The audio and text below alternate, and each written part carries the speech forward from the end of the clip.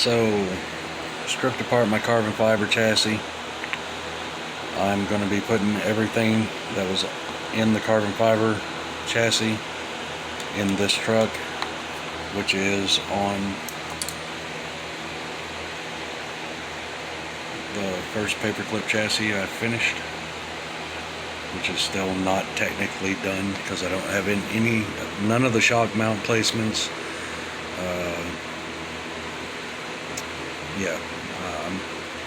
Anyway, I wanted to show that on this one that I threw together the other night, I cut, use my drill bit, I cut right here and took and bent this bar. This bar did come straight across. I cut it right here, just cut the solder point, which is super easy. So I just use snips, side cutters, and snipped through it, bent it down, pushed it in a little bit right here, and then cut another piece that goes in here. There's a lot of solder piled on it right now. Went over all of the other spots that were soldered and smoothed them out a little, added some more where it needed to be, and made all of the internal structure, which includes these pieces here, which this is actually one piece. It's kind of a W. So starts here, comes down, solders here, loops over, solders here, comes up, solders there. So that's transmission, drive shaft clearance, like it's really gonna need it. Same with the back, except this is actually just one piece here. These pieces are one piece here on this side, around, and then just a bar that goes straight across. But the bar that goes straight across actually has a bend in it right here towards the middle. So just something a little different. I almost cut this bar out and redid it, but I changed my mind on that. But doing all this stuff, the Jeep, haven't done anything else to it. I actually said I was going to put my ESC in the front, and instead I'm not. I did some measuring and moved both shock towers in a little. That way there will be plenty of clearance and I won't have to bend or cut this bar right here, this one. So other than that, floors are in it. Everything fits good. Tried the hollowed out, hogged out, whatever you want to call it, transmission cross member piece, and it fits perfect. Doesn't fall out unless I shake it really hard and it's crooked. Yeah, there. It was because it was crooked, but yeah, it fits really nice. I'll have to mark my holes, mounting holes and ball screw holes, and I'm gonna start calling those screw balls. Yeah. So that's that. I haven't done anything else to the dune buggy in the last couple of days. I've been dealing with other stuff, but I decided not to use the carbon fiber chassis. I'll probably find something else to use it on later on, but I wanted to show what I had just done. If you look underneath, let me move that. If you look underneath this truck, you can see I guess it's like a girder that goes down, flattens out right here, and then comes back up. I did that after I built the top part of the frame, I think. But I wanted to, you know, I just did another one this morning, and it's actually really nice and level, nice and flat. But my measuring on it is different. It's actually a lot different than this one. The girder part is about the same length as that girder part. This one stops back here, and you can see where it flattens out on the chassis. This one, the way I measured it out is the transmission crossmember piece, the plates will have to be put on the outside because it is the exact width of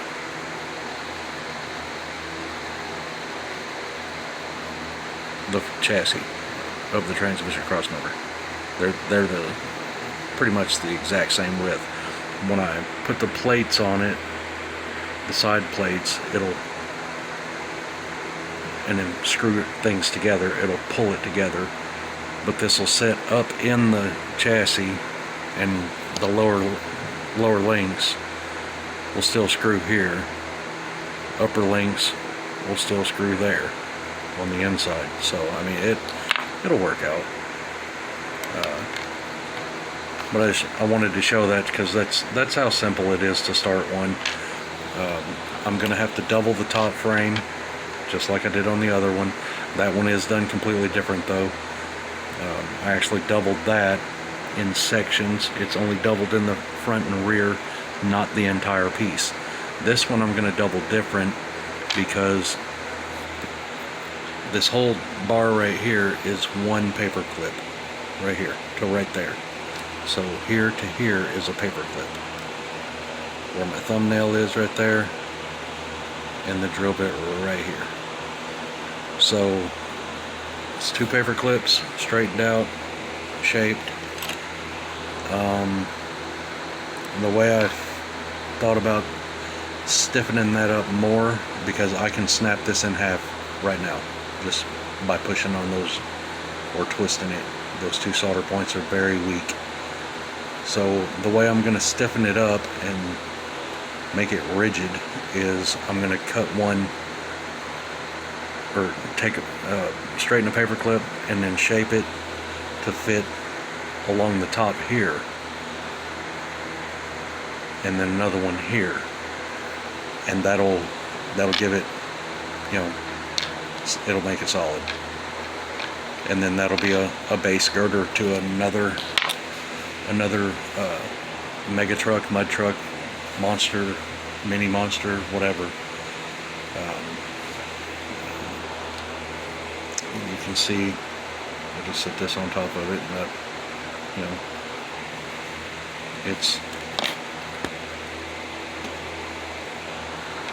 it's not much difference in the drop versus this truck. So I don't know the exact yet.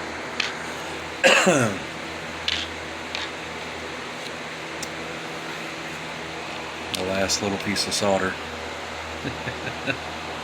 I used on this, and what I did here, I only used a little over a ½ inch of solder, so it really doesn't take a lot.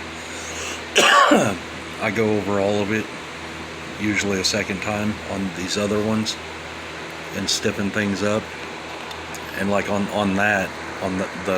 this one I did, and the Jeep and the crawler chassis, I guess, rock racer, whatever. I've soldered inside and outside of every piece. So everything is solid, and this it does twist a little, but not much. Mostly this very front. So the rest is just solid.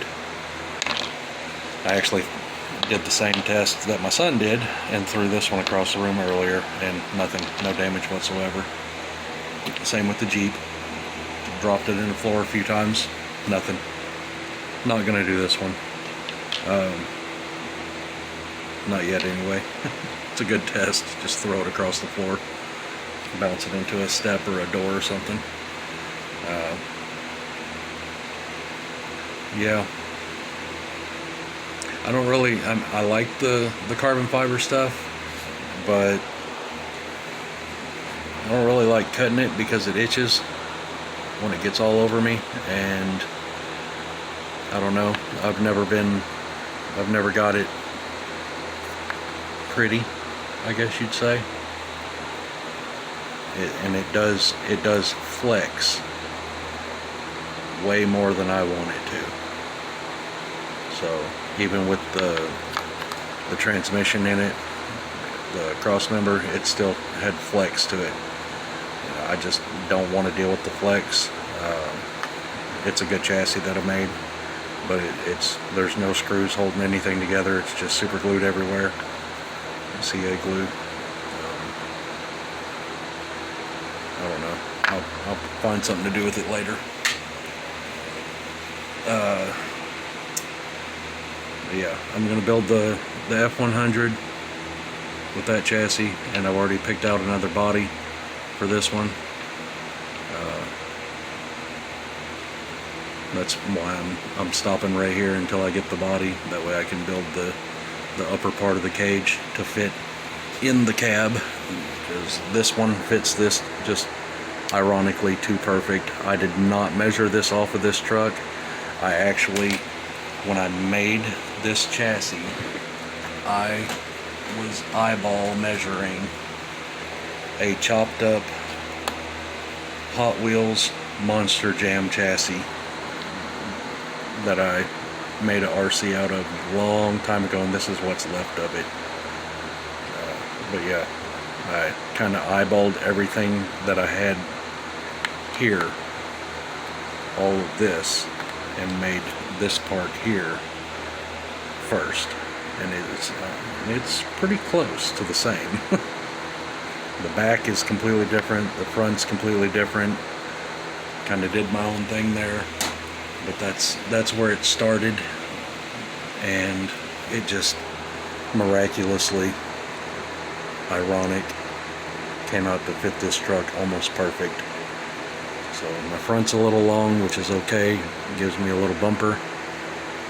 The back doesn't come out the back all the way, but fitment of everything else, it's a little narrow, but not much. I can move it, I don't know, it's 1/4 inch, give or take. But that's what I'm going to do. I'm going to build this mud truck with that chassis, and then I'll have another mud truck coming for this chassis, and then I'll build that chassis. The rest of them, the Mega Jeep and the Rock Racer, I have no idea which way I'm going with them completely. I have made these chassis both to where front and rear steer would be perfect for, because the Jeep, there's nothing in here all the way to the top of the bed area, I guess you'd call it. This is all open, that way there'd be clearance for a servo, and yeah, so everything's kind of open in there. And this one is kind of the same. It would hit, a servo would hit here if it came up too far, but this should be like a low CG build, I guess you'd call it. So I don't think the servo would hit, but it might. this angles up quite a bit back here, and the shocks would mount somewhere in this area or up here, depending on the height of the shocks, the size. But like I said, this is my last little piece of solder. I need to get more supplies on stuff, so not really doing much after this for a while.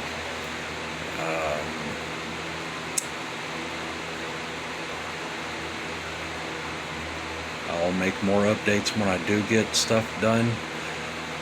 I need to get more solder. I've got all my nasty old flux over to one side, see how much I have.